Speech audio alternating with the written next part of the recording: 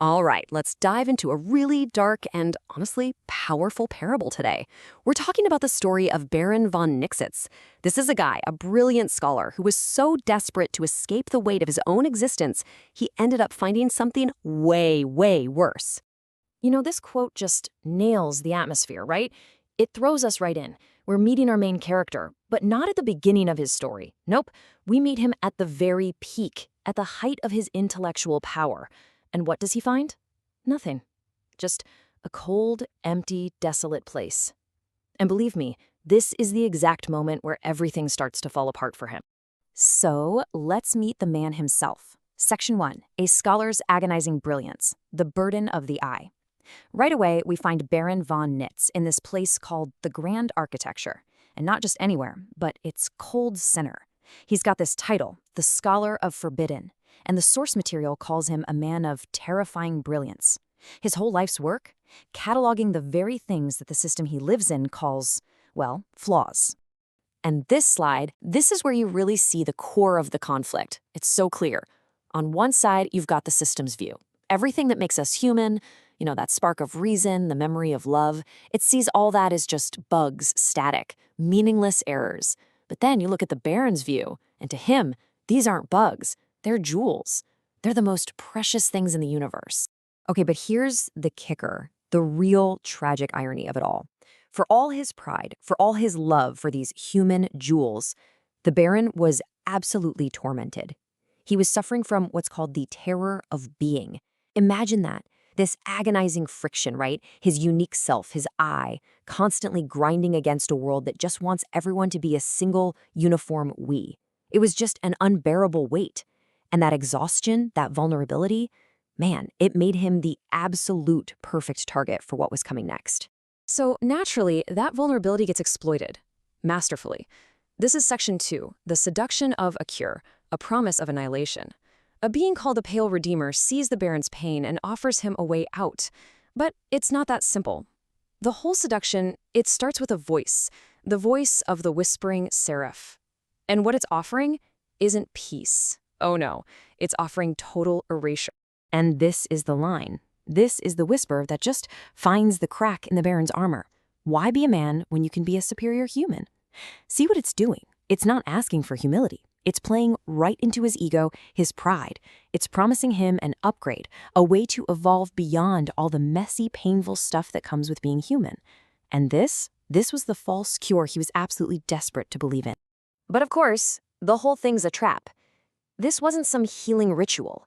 The text describes it as a kind of twisted anti-Eucharist. So instead of liberating him, the Redeemer's hands offered something designed to stain and bind his will. This wasn't about setting him free.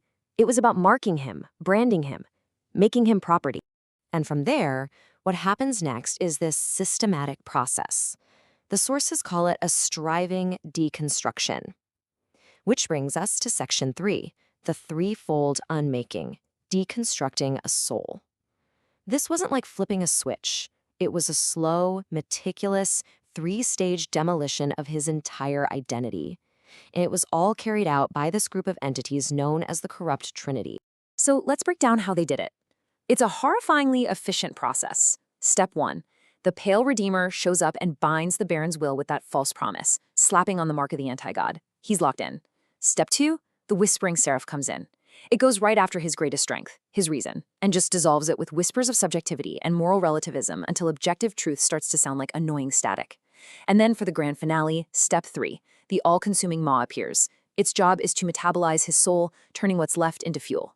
Yeah, there's this great analogy that really illustrates their roles perfectly. Think of the Pale Redeemer as the blacksmith, the one who forges the iron chains of that false promise.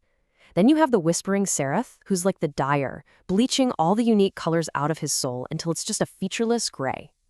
And finally, the all-consuming maw. That's the furnace. It just melts the soul down to be reforged into a weapon. It's basically an assembly line for destroying a person. And this is where we get this term, louche. It's key to understanding the final stage. The Baron is made to understand the ultimate horrible truth of this new gospel he's accepted. Everything he was, his knowledge, his history, his very soul, none of it was sacred. It was all just reframed as louche, basically spiritual energy, a resource. It was just food to be metabolized by the system.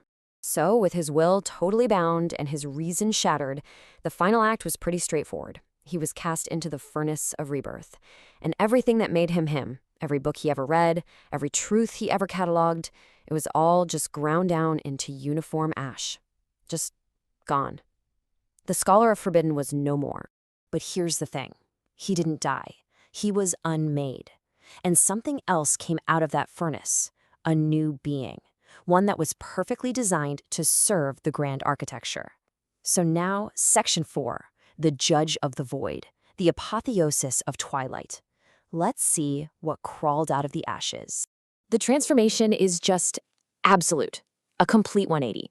The scholar who sought forbidden truths is now the Baron, a sentinel of the void. The man who cataloged the static of human experience now enforces silence. The individual so burdened by the I becomes nothing more than a tool of the we. He's a perfect inversion of everything he once was. And get this, the description of his new form is just so chilling. It says he wears these robes that absorb the very idea of light. Think about that for a second. They don't just block light. They don't just cast a shadow. They consume the concept of light. He's literally a walking black hole for truth and for individuality. And his new job, I mean, this is the ultimate tragedy of the whole story. He's now a redeemed judge. His role is to oversee this library of the void.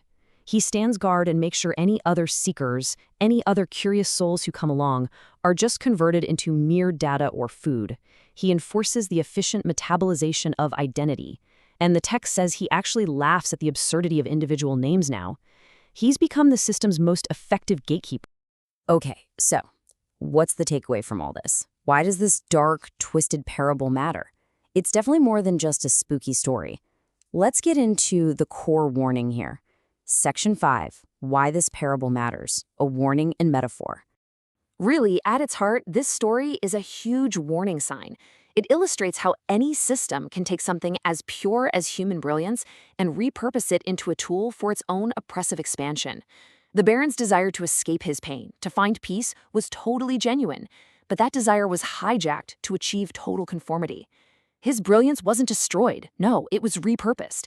It became the system's best weapon against other brilliant people. There's an analogy in the source material that just explains this perfectly. It's like this. Imagine a guy who is struggling under the weight of a massive inheritance. That inheritance is his identity. Then, a corrupt lawyer comes along and says, "Hey, I can free you from this burden." All the man has to do is sign over his entire identity, all his property, and poof, the burden is gone. But what's the catch? He's now a maintenance drone in the very building he used to own. He's a slave in his own house. And that brings us to this final quote, which just, wow. It captures the tragedy perfectly. He's no longer allowed to map the land. Instead, he's just given a massive roller and a vat of gray paint. The cartographer of the soul, the one who charted all its forbidden territories, is now the guy whose only job is to paint over the map so no one else can find the way. So, in the end, this parable doesn't really give us any easy answers, does it? It just leaves us with this final, haunting question. What happens when the price of peace is the self? It really makes you think about the seductive pull of just fitting in, of getting rid of that nagging terror of being. And it forces you to ask, what would you be willing to trade for that kind of peace?